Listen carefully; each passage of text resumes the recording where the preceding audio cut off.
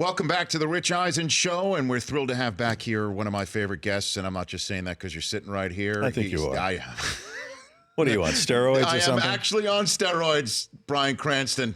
Last flag flying in select theaters now. We're going to have to disqualify this show because of your steroid use. You know what? I thought about that before taking that steroid.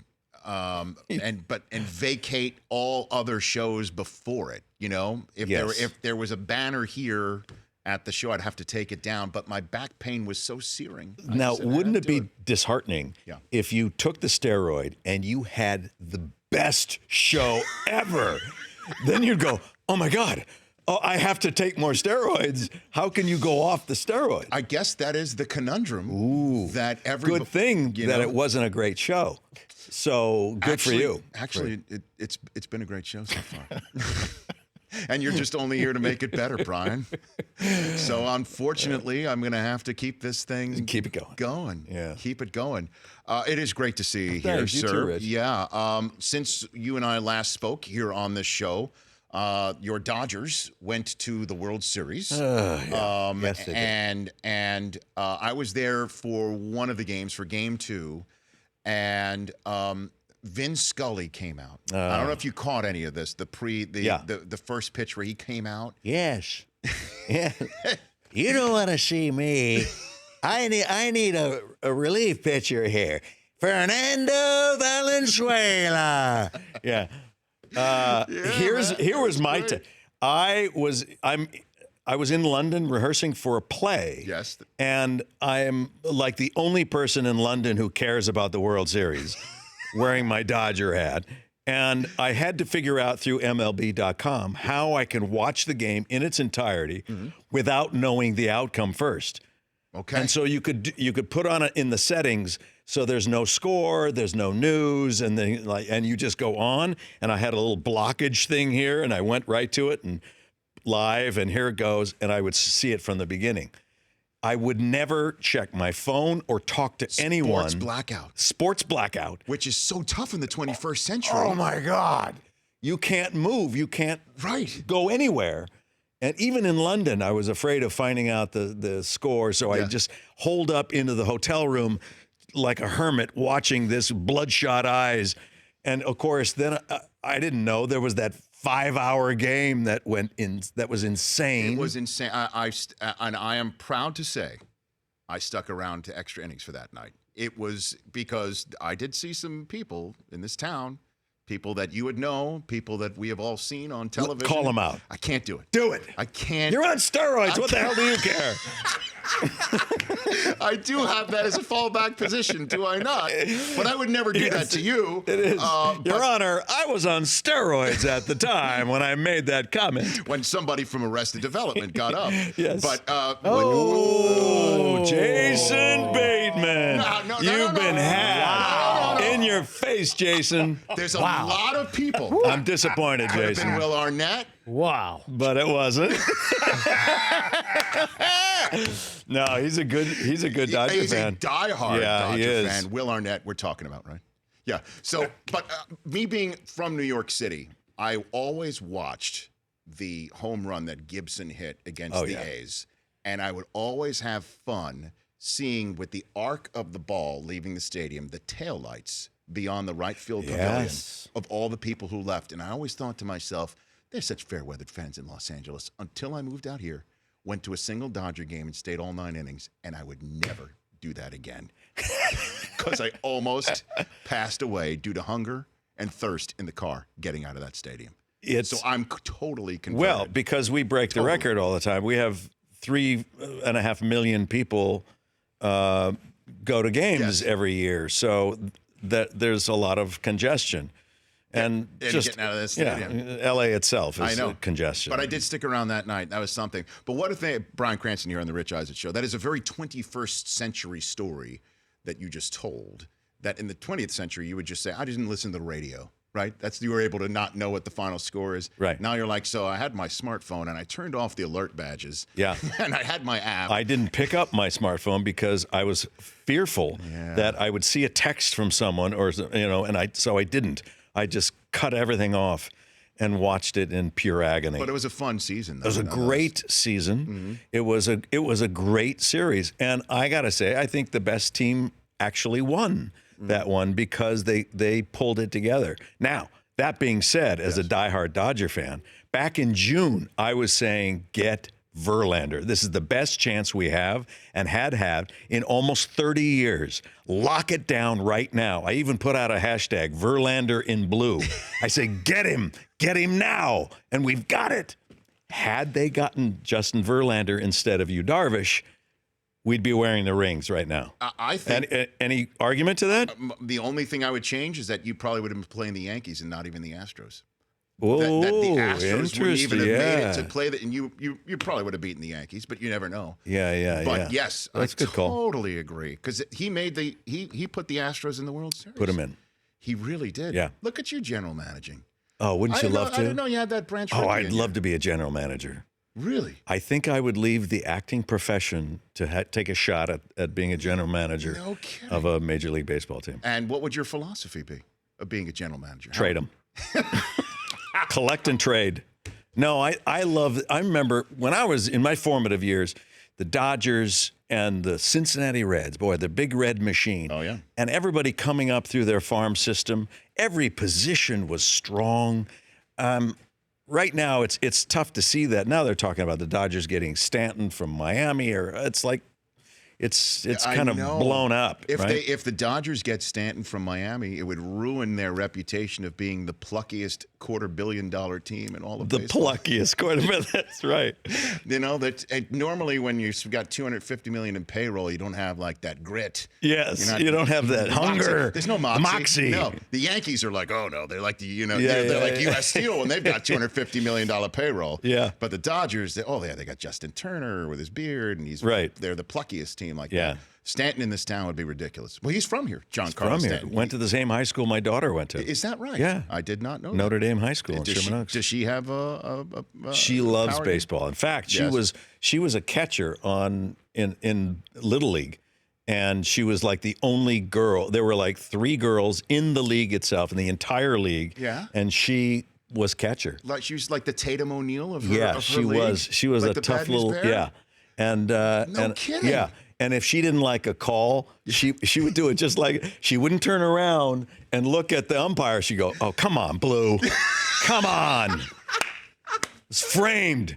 Check it. But that's a Brian. That's a veteran move that a catcher never turns around to show up the umpire. No, yeah. You bark your complaint in the other direction. Of course, it's Little League. The kids in Little League are also covering their mouths too because they don't want.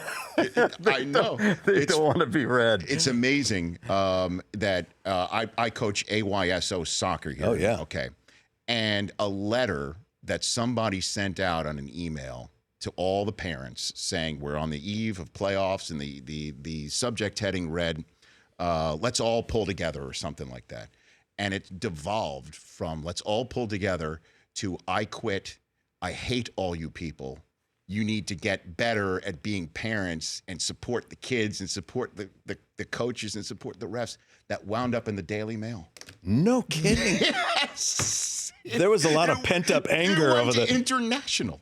So what I'm saying is that at youth level, it can get particularly nasty. It does. I coached my daughter all the way through in basketball and in in baseball. Yeah, and in fact, one year we had Jimmy Kimmel's son Kevin, and I coached him, and Kimmel would come out and kibitz the whole time. He's a funny guy. What sort of sports dad was Kimmel? Was he? He was good. Okay. He stood back, but like you, I too, and these kids are playing t-ball. They're going, how come my kid's not out there? He's the better player, and it's like, really? I know. It's like in youth soccer. What's so fun to see, and your kids went through this, is when they first start out, they hover around the ball like a beehive. Oh, yeah. It's just it's like Lord of the Flies. It's so cute. Yeah, no. And the positioning is they can't understand that. It's so fun. So when did you do youth soccer? When you were doing like Malcolm in the Middle, you'd be and during the day and go to practice and then go on the weekends to do soccer. I'd coach soccer as well. And no kidding. Yeah. Yeah, and the parents, I think they're letting out their pent up anger and trying to live vicariously through what maybe they didn't do, but unnecessarily trying to dig in there and have their kid be the star. And come on. I know. It's so funny that your daughter was a catcher.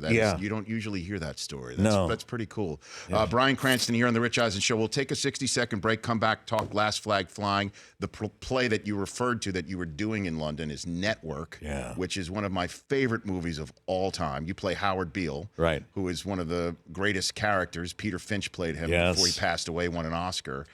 I want to pick your brain on that, too. Sure. And then eventually, as all our conversations too, they lead back to Walter White. That's okay. If that's all right with you. That's all right. Are you not just saying that? No, because you know I'm hopped up on a steroid. I got something I can help you with too. Okay. Yeah. Speaking of blue, that's right, baby. I'll take care of you. We're back with Bryan Cranston in 60 seconds. All right, welcome back to the Rich Eisen Show. Bryan Cranston here for another segment and another stay here on the show. Always love having you here. Last Flag Flying in select theaters right now. You, Steve Carell, Lawrence Fishburne, Cicely Tyson. Yeah. What a cast. And your director, Richard Linklater, and what he has done in his career. I mean, what attracted you to this film? Last Flag Flying, you'll remember this too, being a movie buff. Yes. Remember The Last Detail with Nicholson? With Nicholson. Randy Quaid. That was based on a novel. So was this. It was actually written as a sequel to The Last Detail. This film was supposed to be a sequel. He wrote it 15 years ago. But Nicholson didn't get around to it. He was thinking about it, didn't get around to doing it, retired. Randy Quaid went crazy in Canada. Yes. And Otis, I can't remember the other actor's name, but he passed away. So there wasn't going to be a sequel to that. But Richard Linklater loved the milieu about it. He loved the world of these guys 30 years after their military service are getting together again for a specific purpose and to explore male friendship, how we bond, why we bond, how we deal with grief and trouble in our lives. And it's really beautiful. But I say it's one of those rare films that will attract male and female audiences alike, and both will equally get something out of it. It's rich, it's funny, it's very entertaining. I'm very proud of it. Right, there's a journey involved, obviously, really is. A physical journey as well as one emotionally as well. So just knowing Last Detail and then this film, your character would be the Nicholson character? Would be the Nicholson character because his take. Sal is a guy who's just one of those guys, if I said, Sal's coming over, you would grimace and grab your head. Oh, God, not today, please, I can't deal with him. He takes the air out of a room. He's a consumer of mass quantity. He says yes to everything. Drugs, women, drink, food. I want it all. I want to smoke it. I want to drink it. I want to have sex with it. But he's also the first one to say yes. What do you need? I'm your friend. I'm going to help you. Are we getting into a fight? All right. Who are we hitting? Yeah. He's that kind of guy. It's like, are you crazy? He's a little crazy. And he's also self-medicating, but that's his way of coping with his own PTSD that he hasn't dealt with in any other way. From the Vietnam War. Mm-hmm. Lawrence Fishburne finds a way to deal with his PTSD through God and reimagining himself. And Steve Carell his character is depressed. It's kind of imploded him a bit. But throughout this journey, the three of us and our bonding, we expose that and we deal with it, and it opens up, and it's really a nice movie. Well, I'm such a big fan of all three of yours, so I'm curious, what was it like bonding with these guys on the set? Was it the first time that you worked with all three? I'd worked with Fish before on a movie called Contagion. Okay. Years earlier. A Soderbergh movie. Yeah. Yeah. And we got along great, and I couldn't wait to work with him again. And Carell I've known over the years, but we've never worked together. And when I read the script, not knowing which role they were asking me to play, I thought it could be his role because his is more serious. And I thought, because I'm basically known for more serious work, he's basically known for more comedic work. And I thought, oh, it could be that way. But Richard Linklater said, no, I want you to play Sal and him to play Doc. And it was like, oof. How are you not, again, associated with comedy? I guess Breaking Bad kind of pivoted in that regard. It did. But I mean, it laid more of a foundation for me. Yeah. Well, speaking of just the comedy work, Curb Your Enthusiasm this year, you showed up for one episode in this. What is it like for you working with Larry David? God, I love it. He is a lovely curmudgeon, just a funny guy. And every actor going on that show wants to be able to see if they can get him to crack up. If you can get him, it's just a great feeling, you know. But what he does in the show, he just tells you, he says, okay, in this scene, we need this piece of information out, you have to do that, and I have to get out this information, and then everything else is just ad-libbed. We just roll. Nothing is scripted. You just go with it. Well, I know what you mean about the laugh. He was here a couple of weeks ago. We kept it and we use it every now and then. You got it for him right there, Mike Del Tufo? You got it. So I noticed something that when I was doing Seinfeld, I didn't notice about Larry. Yeah. He uses his jaw when he laughs. Yeah. It does jut out. It was like, oh my God, that's strange. It moves. That's it. We keep that just to use it every now and then. It makes you laugh. Because it is contagious. But he's a genius. I hope they do another Curb, man. So do I. And HBO has said, whenever you want to do it, just let us know. All right. And speaking of doing work once again, Better Call Saul now. Okay. We're getting to the part. We're getting there. Where it moves. We're moving slowly. We're moving. Like Tortuga. We're moving that slowly, okay? But we're getting to the part where Walter White could show up. Are we seeing Walter White anytime soon? Well, I'll tell you this as an exclusive on the Rich Eisen show. Nice putting the bug. Well, No. Without the mug. There it is. There's the exclusive. What I can tell you is that I have no news to tell you. Okay. I've been pulling your leg this whole time. I just don't know. Vince Gilligan, Peter Gould, who run that show, I love them. I owe them so much. I would do anything for them. Before they finish the sentence, I would be on a plane to Albuquerque if they wanted me to do something. Right. So in doing that, what you would see him before, maybe we could see him before in a way that his cancer diagnosis, we could see him post-cancer diagnosis, right? Even though, again, we didn't meet Saul until afterwards, just seeing you in the pre-Breaking Bad world. It's just conceivable. Somewhere. It's conceivable. They're operating out of Albuquerque, New Mexico, and it's not that big a town. There. And then, spoiler alert, though, I mean, it just amazes me seeing in in Better Call Saul, the number of characters whose demise eventually is met because of your character. Me? I know exactly. It is remarkable how each and every one of them eventually has to be undone. I unfortunately have that association. If I spend any amount of time with someone, they end up dying surprisingly. So I would suggest you get life insurance. You want to protect your family. And everything you do that. Okay. Sorry. So, and then Network. Yes. You are doing this on the London stage. Yeah. Correct. You're playing Howard Beale. Right. Now, this is one of my favorite movies of all time because Patty Chayefsky wrote it and Sidney Lumet directed it. That's correct. Predicted everything about news television. Yeah. And entertainment. He did. Well, way in advance. It was written in 1974, 1975, and it was a satire on the news and the packaging and the manipulation of audiences and the propaganda force that television is and the power of it.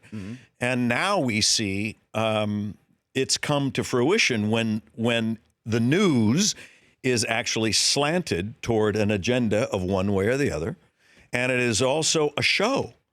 If you watch network news now, which is kind of difficult to watch, it's always a lead-in. They'll talk about frivolous things, and then they'll talk about, stay tuned tonight. We're going to have a great show. The lineup on the broadcast networks that night.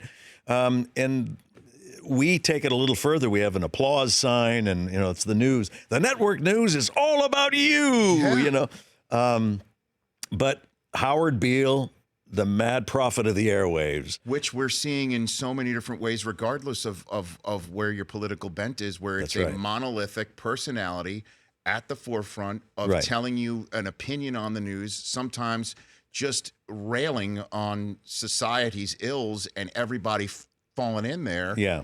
That was the character of Howard Beale. That's exactly right. Go to your window, open it, stick your head out, and yell, "I'm mad as hell, and I'm not gonna take it anymore." Is that what? How do you do it? I do it very well. How do you do it? Like, I'm sure, preparing for the role to nail that line. Do you have a? What do you do? When I first say it, I want it to be a surprise even to him. Okay. And he didn't know this is what he was going to say. Yes. So he kind of stumbles through it, and then he recognizes the power of what he just said, and then he kind of encapsulates it and holds on to it and presents it. It's a dynamic play. It really is. I'm having a great time. We're running through the end of March, but the show has already been sold out before we even opened. I would definitely put my pounds down to do it. Oh, well. Hell no. Is it coming to America? You gonna do it don't here? know. I don't know. I mean, I'm just focusing right now on doing the play. And Okay. I never do something as a stepping stone to something else. I just want to, I do this to tell this story. If we do it well and I have a great experience, there may be a life after that, but we'll find out. Well, for a certain endeavor in terms of I'm mad as hell, I'm not going to take it anymore. I would like, if you would indulge me, for you to say those lines as other characters you've portrayed in your career. Oh, you would? Yes, yes, I would. Again, just blame it on the steroid haze that I've got going on right now.